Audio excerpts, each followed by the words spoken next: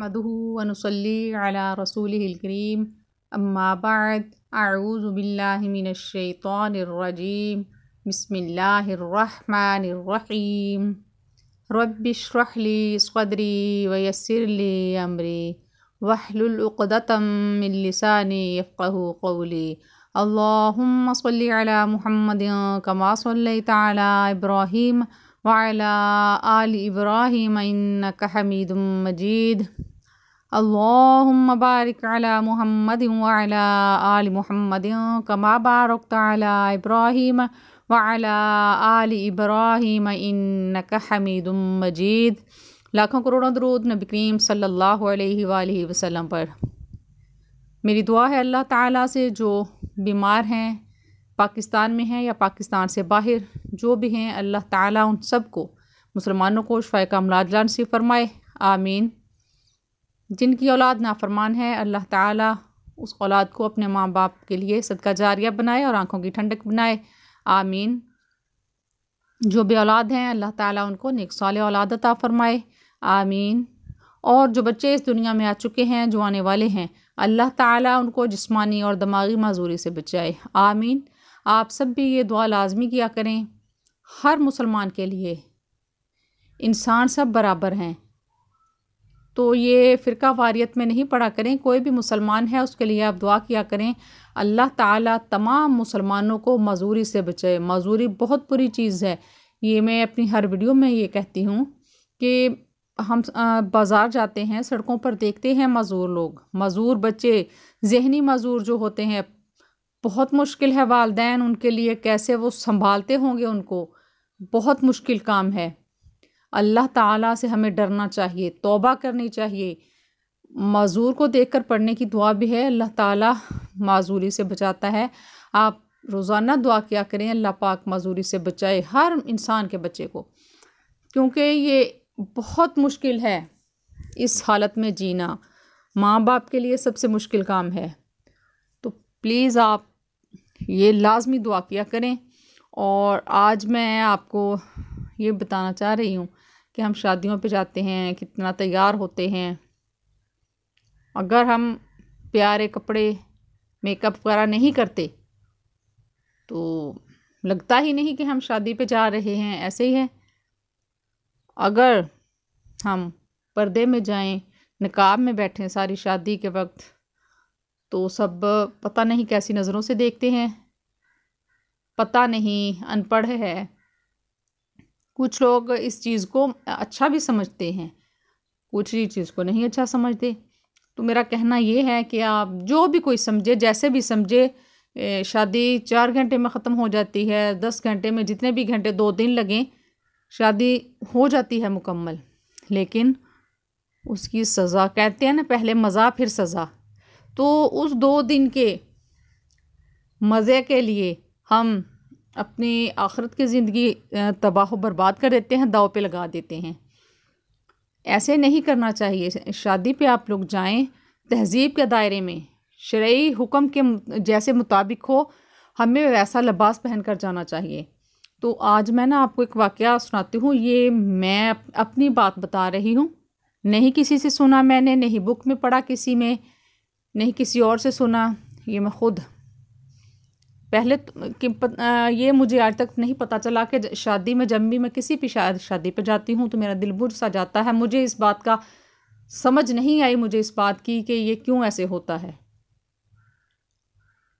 تو ہمیں انوائٹ کیا کسی نے شادی پہ، پہلے میں انکار کرتی رہی، میں نے نہیں جانا۔ تو اچھا، میں اب سوچتی ہوں کہ اگر میں نہ جاتی تو کتنی نیکیاں میری رہ جانی تھیں، مجھے کتنا سبق ملا، کتنا کچھ ملا، تو وہ رہ جانا تھا، مس ہو جانا تھا، ظاہر ہے اگر میں نہ جاتی۔ شادی حال میں شادی تھی، میں چلی گئی بچوں کے ساتھ، تو ڈبل سٹوری تھی۔ انہوں نے انتظام ایسے کیا کہ نیچے مرد اوپر عورتیں، ہم بیٹھ گئے تو پروگرام شروع ہو گیا۔ تو یقین کریں جب تلاوت قرآن پاک کی آواز آئی، میرے رونگٹے کھڑے ہو گئے۔ پہلے تلاوت قرآن پاک ہوئی، بہت مزہ آیا، دلی سکون، روح تازہ ہو گئی۔ پھر تبلیغ، یعنی اچھی باتیں بتائی، دین کے بارے میں. تو چلو یہ کام کتنا اچھا، اگر ہم سارے ایسے شادی کریں تو کتنا اچھا ہو. تو یہ تبلیغ وغیرہ ہوئی. پھر جی کھانا کھانے کا سسٹم شروع ہو گیا. آپ یقین کریں کہ ساری جتنی بھی، ظاہر ہے وہ خاندان ہی ایسا، سب کے سروں پہ دوپٹے. اور مزے کی بات یہ کہ ان کے گھر والے مرد بھی اوپر نہیں آئے، کھانا دینے کے لیے بھی انہوں نے لڑکیوں کو رکھا ہوا تھا. تو مجھے یہ بات اتنی پسند آئی، مجھے دلی خوشی ہوئی. پہلی بار زندگی میں مجھے اتنا شادی پہ سکون ملا کہ روح تازہ ہو گئی. لڑکیاں ہی آ کے پوچھ رہی تھیں کچھ اور چاہیے، تو کوئی لڑکا اوپر نہیں آیا. دلہن اوپر تھی لیکن دلہا ساتھ نہیں بیٹھا، دلہا نیچے تھا. سلامی وغیرہ جو دے رہے تھے دلہن، وہ صرف دلہن تھی اوپر. کوئی مرد یا لڑکے کا باپ، لڑکی کا باپ، کوئی بھائی، کسی کا کوئی رشتہ دار مرد اوپر نہیں آیا، سب لڑکیاں تھیں. تو یقین کریں اتنا پیارا لگ رہا تھا. حال میں جب میں دیکھ رہی تھی ارد گرد، میں کہہ رہی تھی کہ میری زندگی کا یہ پہلا چانس ہے. شاید میں مس کر دیتی اگر میں نہ آتی. تو انہوں نے اتنا باپردہ طریقے سے، ایسے بھی شادی ہو جاتی ہے، پردے کا ماحول اتنا، سب عبایا پہن کے آئی تھیں، اپنے نقاب میں تھیں ساری، پردہ اچھے سے کیا. کسی مرد کو ادھر سے گزرنے بھی نہیں دیا اس سائڈ سے. اوپر تو کوئی مرد آیا ہی نہیں. تو میں کہتی ہوں کہ شاید ہی مجھے پوری زندگی یہ شادی بھولے گی. مجھے یہ شادی کبھی نہیں بھولتی. اب میں کہیں بھی جاتی ہوں میں اس شادی کا ذکر لازمی کرتی ہوں. پھر میں نے ان کی والدہ سے کہا کہ بڑی خوشی ہوئی مجھے اس شادی میں شمولیت کر کے.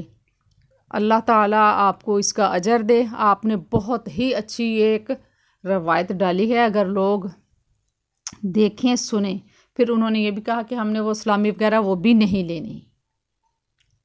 تو یہ ہوتا ہے ولیمہ، دعوت ولیمہ. یہ نہیں کہ ہم گلے میں دوپٹے، سر میں، بلکہ بعض اوقات تو سرے سے ہوتے ہی نہیں. تو کوشش کیا کریں آپ بھی اس شادی کی، جتنا بھی آپ ہو سکے آگے بتائیں کہ ایسے بھی شادیاں ہوتی ہیں. یقین کریں کہ جب کہیں بھی میں جاتی ہوں اس شادی کا ذکر میں لازمی کرتی ہوں. اپنی دوستوں سے، اپنے گھر والوں سے، کہیں رشتہ داروں میں جاتی ہوں میں اس شادی کا ذکر لازمی کرتی ہوں. میں چاہتی تھی کہ آپ کے ساتھ بھی شیئر کروں کہ ایسے بھی شادی ہوتی ہے. وہ بھی دلہنیں تھیں، سارا کچھ ہوا، کھانا بھی کھایا، کپڑے پہنے ہوئے تھے تہذیب کے دائرے میں رہ کر، دوپٹہ کسی نے نہیں اتارا. اتنی پیارے سب لگ رہے تھے، مزہ آیا، باتیں کی، سکون سے کھانا کھایا. نہیں تو اکثر شادیوں میں ایسے ہوتا ہے کہ ویٹر جو ہوتے ہیں وہ کھانا لے کے آتے ہیں تو ظاہر ہے نقاب کرنا پڑتا ہے، کتنی مشکل ہوتی ہے. تو مزہ آ گیا. کبھی میں نے ایسی شادی نہیں تھی دیکھی، پہلی شادی. تو مزہ آ گیا مجھے. میں کہتی ہوں اللہ پاک ہمیں بھی ایسے ہی اچھے طریقے سے شرعی احکامات کے مطابق چلنے کی توفیق عطا فرمائے. جزاکم اللہ خیرا و احسن الجزاء فی الدنیا والآخرہ فی امان اللہ.